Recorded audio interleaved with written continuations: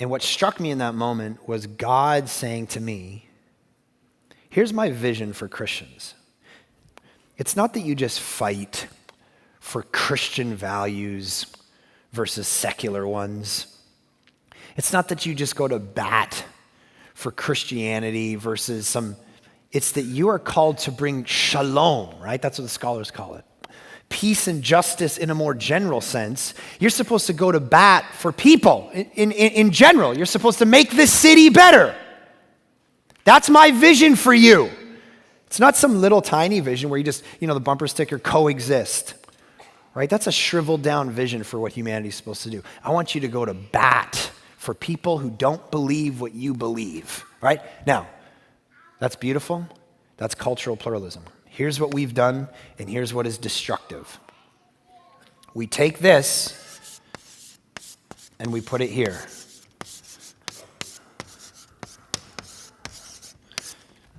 We move from cultural pluralism to metaphysical pluralism, which says this: not only do I fight for your right to believe what you believe, you're actually right in believing what you believe.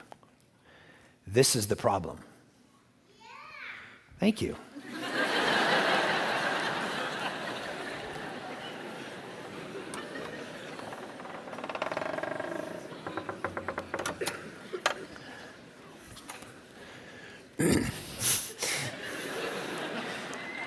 See, the problem is when we say, not only am I going to fight for your right to believe these things, it's that I'm actually going to say you're right in believing them. And therefore, all religions are true. All religions are the way to God. Now, the problem with all of that is it all breaks down because what you end up doing is saying, well, everything is right. When Jesus comes along and he says in John 14, I am the way, the truth, and the life.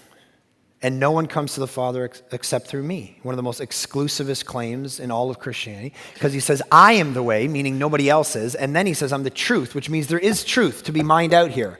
So his approach is not to abandon truth like postmodernity would tell you, abandon all stories, abandon all comprehensive, abandon them. That's not what he says. He says, let's find a better truth. Let's find a better story.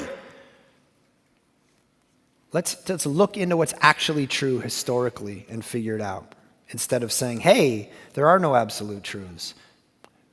Or saying, hey, don't you know that all religions, like the John Lennon quote, don't you know that all religions just say the same thing? They don't. I remember a few years ago, I got an email from a guy who said, hey, I am the high priest for the Wiccan Church of Canada. All right, so the church that believes in Wicca, witches and sorcerers and so on. And I would like to write a book with you. He got my name from reddit.com. And he said, I would like to write a book with you called The Pagan and the Pastor. I don't know which one of those I was, but Pagan and the Pastor, because he was a high priest. And I want to lay out the Wiccan views, and you lay out the Christian ones, and then we'll see who's right. Or say, we'll write this book. Now, here's the thing. I never did it because the church is in the midst of a really busy season. But here's what I know I wouldn't have concluded. I wouldn't have got to the end of the book and said, so we're both right. I wouldn't have got to it because I'm going to say the Bible's the Word of God. Jesus historically rose from death. Jesus is the only way to salvation. And he's going to say, oh, it's these seances and there's Summerland and all these things. And no one's going to read the book and go, you know what? I'm going to take both of these ideas. Because they're just diverse paths to the same God.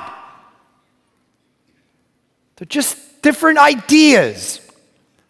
This is the problem. No one's going to conclude that. One of my neighbors believes in he worships Gaia. He worships the earth, right? He worships the earth. And one day I was walking by, he said, hey, I'm having all the earth elders over to my house to pray for the earth tonight. Would you like to come?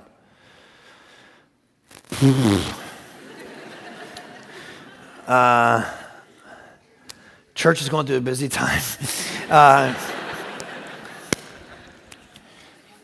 So I didn't, but